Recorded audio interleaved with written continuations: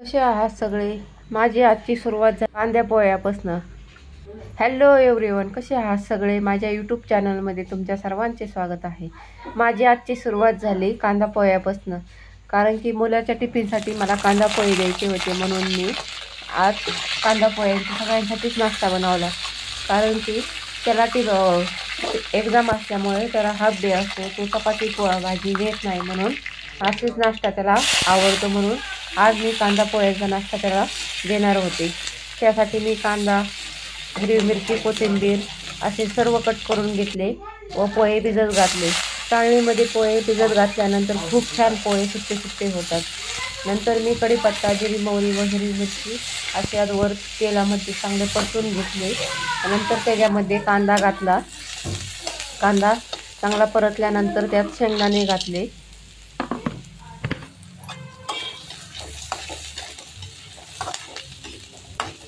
चांगले सर्व परतून घेतले.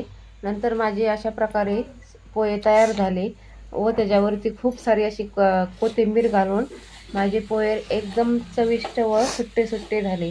मऊसूद असे पोहे माझे रेडी झाले. आज मला स्वयंपाकात करायची होती मुलांसाठी बिर्याणी, कारण की मुलांसाठीच करायची होती व आम्हाला पितृपक्ष, आमच्या सासऱ्यांचे पितृचे जेवण झाले नव्हते, म्हणून मला व मिस्टरांना नॉनव्हेज खायचे नव्हते पितराचे होस तर, म्हणून पोह्याचा आम्ही सर्वांनी नाश्ता केला व सासूबाईंनी भाकरी व भोपळा बनवला आमच्या तिघांच्या जेवणासाठी. व मुलांसाठी मला बिर्याणी बनवायची होती. धुणे भांडे झाल्यानंतर मी बिर्याणीची तयारी करायला घेतली. अशा प्रकारे मी कांदा उभा व चौकोनी चिरला, टोमॅटो, चिकन व कोथिंबीर हे सर्व मसाले मी काढले आहेत बिर्याणीसाठी. खूप छान बिर्याणी झाली. अशा प्रकारे तुम्ही बिर्याणी नक्कीच करून पहा. कांदा लसूण मसाला, हळद, मीठ, मटण मसाला व संडे मसाला हे सर्व मसाले घालून मी चिकन स्वच्छ धुवून त्याला मॅरिनेट करण्यासाठी ठेवले. नंतर असे सर्व एकजीव करून चिकन 15 मिनिटं मी मॅरिनेट करण्यासाठी ठेवले होते.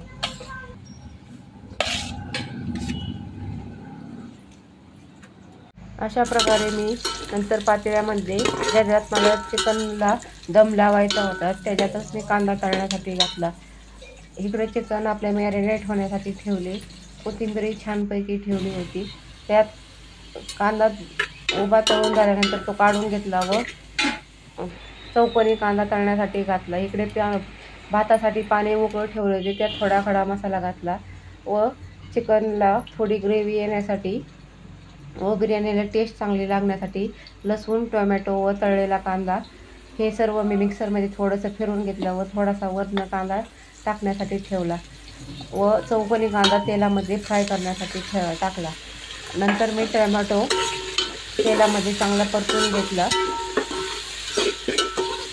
व जे कांदा, टोमॅटो व लसूण ह्याची पेस्ट बनवली होती ते सुद्धा मी तेलामध्ये चांगली परतली.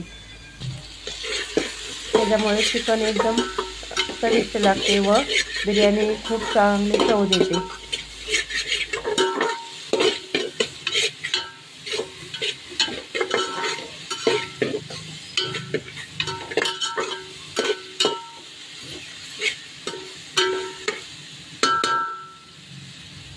हा सर्व मसाला चांगला तेल सुटूस्त परतून घ्यायचा व मॅरिनेट केलेले चिकन नंतर घालायचे. नंतर चिकन चांगले हलवून घ्यायचे.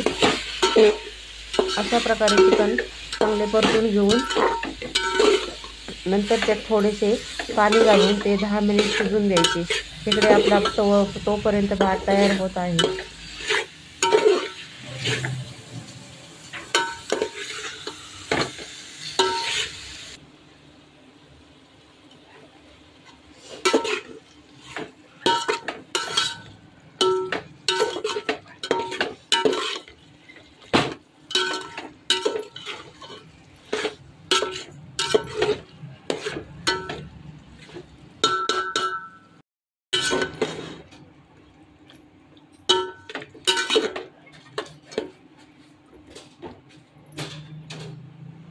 आपले चिकन शिजत आहे. इकडे भाताला चांगली उकळी येऊन भात पण शिजायला लागला. 50% भात आपल्याला शिजवून घ्यायचा. असा एकदम सुट्टा सुट्टा व बिर्याणी राईस आपला तयार होत आहे। नंतर चिकन शिजत आले की त्याला भाताची लेयर द्यायची व तळलेला कांदा त्याच्यावरती घालून घ्यायचा। अशा प्रकारे भात शिजल्यानंतर नंतर लेयर द्यायला सुरुवात करायची।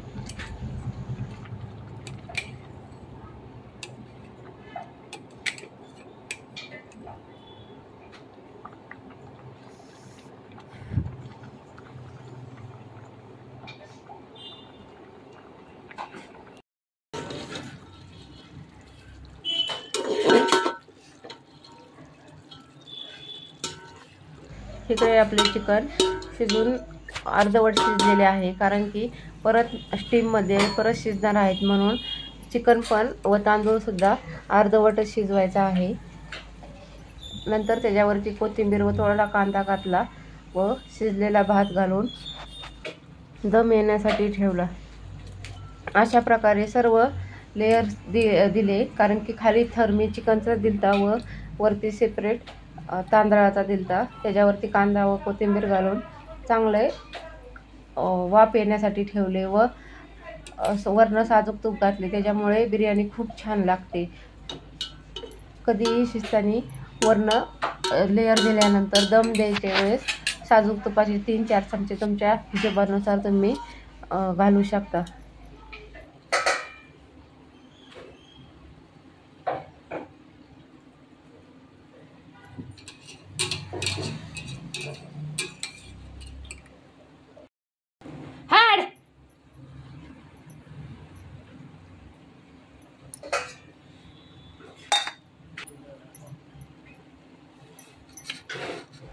तूप घालून आपली बिर्याणी तयार होत आहे व साईडला पातेल्याला कणिक लावून त्याच्यावर ताट झाकून एकदम पॅक असे ताट ठेवायचे व 15 मिनिट कमी गॅसवरती बिर्याणीला चांगला दम येऊन द्यायचा। अशा प्रकारे माझी आजची बिर्याणी तयार झाली आहे।